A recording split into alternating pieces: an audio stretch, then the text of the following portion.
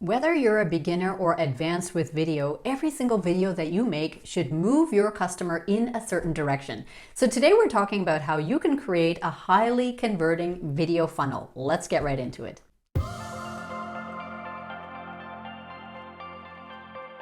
Now, if you're new here, my name is Liz and I help coaches and consultants add video to their business. Be sure to subscribe so that you never miss any of my future content. Now, you're probably already familiar with the idea of a funnel or a sales funnel. So specifically what you are thinking about is how you can get people to move along in their journey with you. It all starts out from them being a complete stranger to you all the way down to the point that they are your loyal, diehard customer.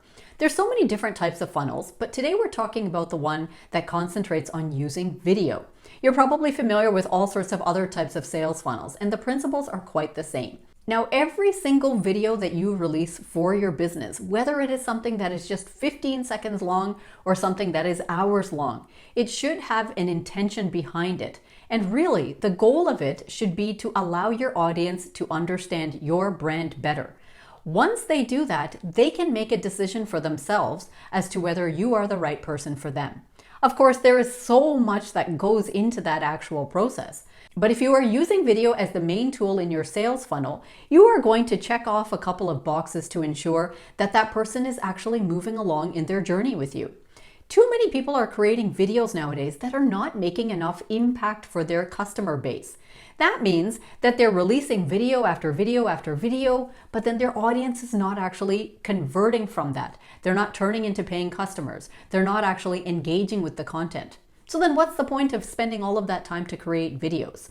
So today I'm walking you through how you can take your target audience right from the top of the funnel down to the bottom. Let's jump right into it. At the top of your funnel, your audience is still a stranger to you. They have no awareness of your brand. So that means even before you set out to do anything, you need to complete market research after identifying your target audience. I'm always so surprised at how many business owners forget or hesitate to do this. I've got tons of other videos and also a podcast episode on how to do proper market research.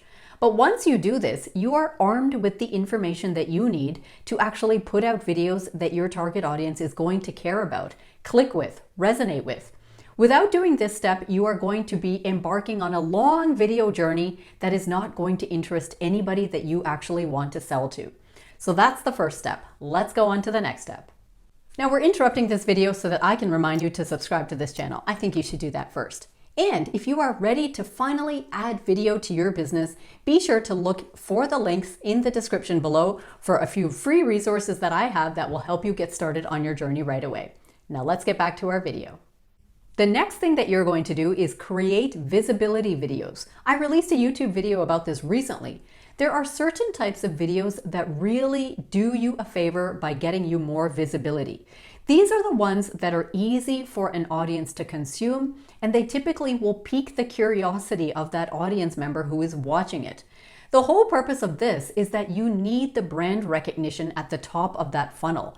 Remember that you are dealing with a cold audience, cold traffic, people who have never heard your name or heard of your brand before.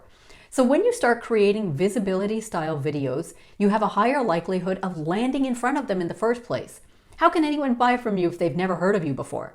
So that is, of course, an important first step. Once they have heard about your brand, now you are positioned in front of them in a way to continue on in that video sales funnel. The next thing you're going to do is create videos that are prompting a trust action. So a trust action is something like liking your video, commenting on it, saving it themselves, sharing it with other people, following your page or your account, subscribing to your channel. Those are all trust actions. When you create videos that build trust and build authority, then that person is more compelled to actually raise their hand to you. They might not have bought anything from you at this point, but they are at least open to the idea of continuing a relationship with you. So the videos that you're going to concentrate on in order to prompt those type of trust actions are the ones that build trust and authority, where you are talking about the pain points that your clients have, your experience with those pain points personally and professionally, some of the results that you've gotten for your other clients. These type of videos have a tendency to make people think that you are knowledgeable on this topic that is actually bothering them so much, and then putting their trust in you. Then we continue on down the funnel. The next type of video that you're going to create are the conversion style videos, and we've talked about these on this channel as well.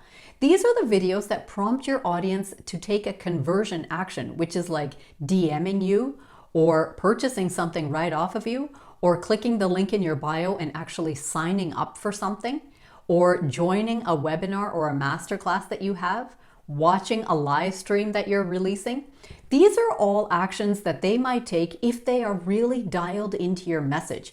People don't just sign up for email newsletters or join webinars or masterclasses or buy small digital products for nothing anymore.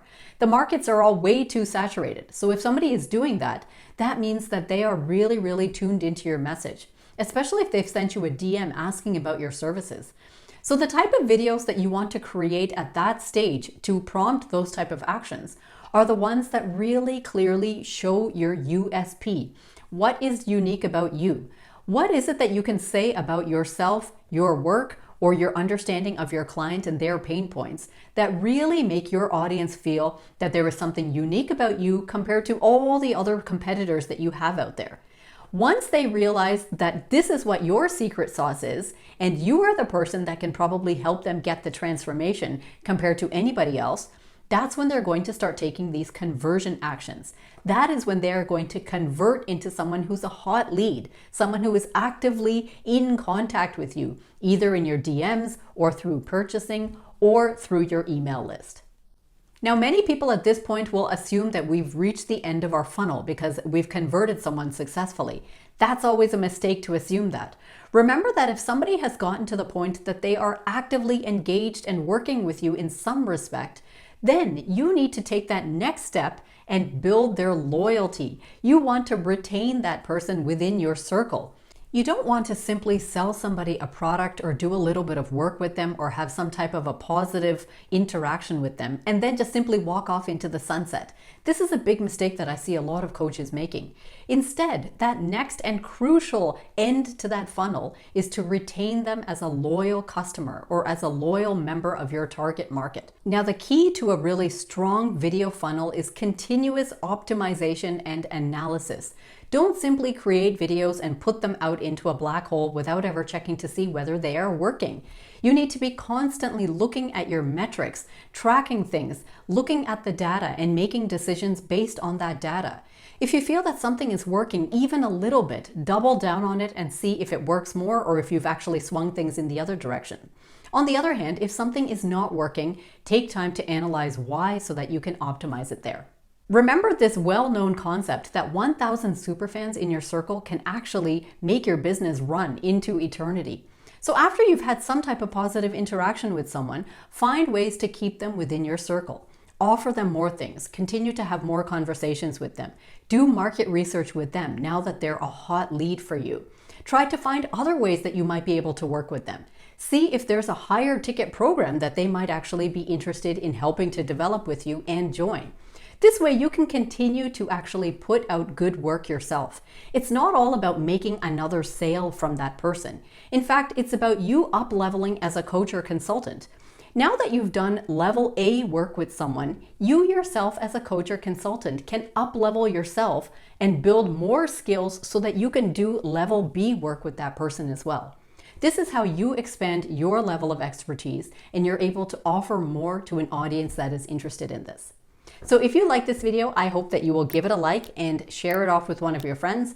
Don't forget to subscribe because every single Tuesday, I bring you a new video teaching you how you can add video to your business. So until next time, take care.